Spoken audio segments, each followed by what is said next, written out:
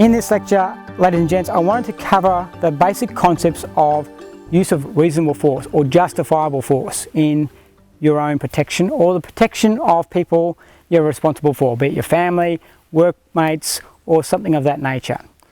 It's an important concept to get some discussion happening about, because with a Tomahawk, it's quite an aggressive weapon, as we've discussed and we've seen throughout the course to this point. So you need to understand when to use that and when it is justified to use that. Now we're going to, in a little while, look at single unarmed opponent reaction drills with the Tomahawk. I want to make it clear at this point that that is a training iteration only.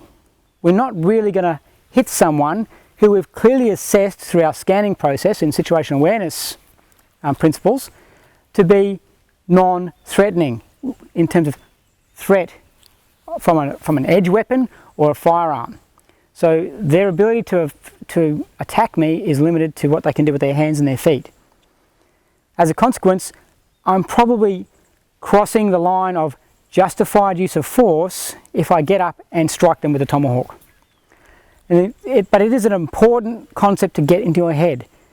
If you're going to walk around with one of these things in your backpack or your vehicle, you need to understand when it is appropriate to use it and have that discussion in your own mind, consolidate with your own ethics and worldview.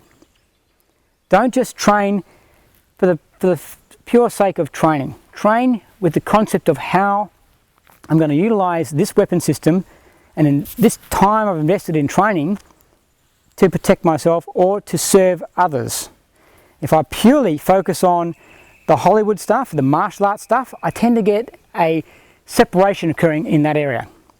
And as a consequence, if I'm suddenly faced with a life and death situation or a high pressure, dynamic stress situation, I may act inappropriately. I may not have taken in all the factors that are available to me to assess, and I may use too much force where that is not appropriate to do so. So what is a reasonable time or to justify using the force that is stored up in the head of that Tomahawk? Now, I've trained a lot of soldiers and a lot of police officers over the years, and one of the things that a lot of them fail to understand is this concept of this equals this, if not more. So when they've got a firearm, they're always thinking, subconsciously or otherwise, that they've got the edge. Therefore, they need to be more restrained in their application of force. And it's taken me a lot of time to teach them the opposite. When an edge weapon is present in interpersonal conflict, this is a life taker. This will take your life and do you great damage at the same time. It is something that cannot be underestimated. Edge weapon combat is vicious and devastating. A police officer or a soldier armed with a firearm thinks they've got the edge over this, but the distance can be closed incredibly fast. And as a consequence, this can be in my body before I've even had a chance to assess what's going on, react appropriately, draw my firearm, and make any kind of distance useful to me to actually get it to bear on the target. So with a Tomahawk, same principles apply.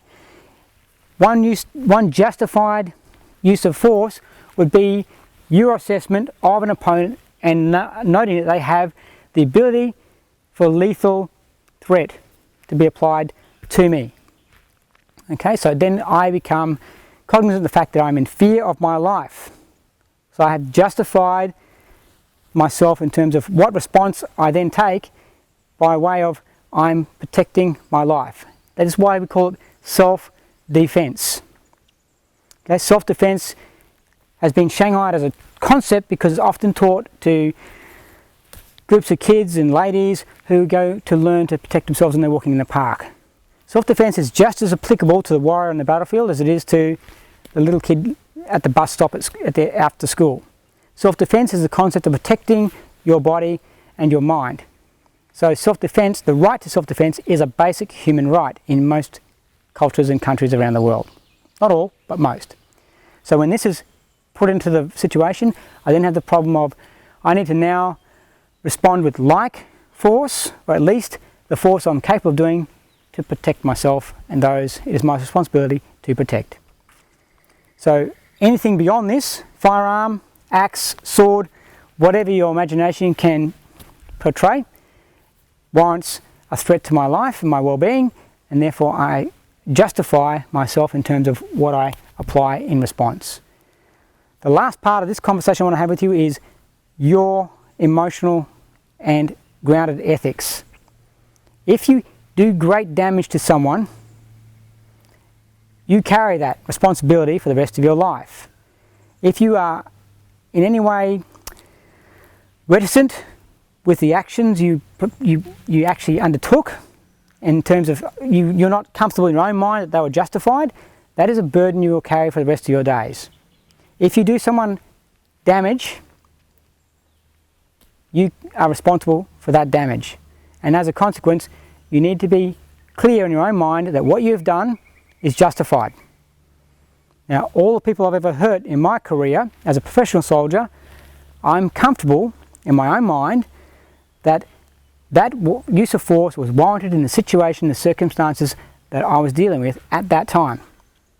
Not all those make me feel good, but I'm comfortable with what I did and why I did it.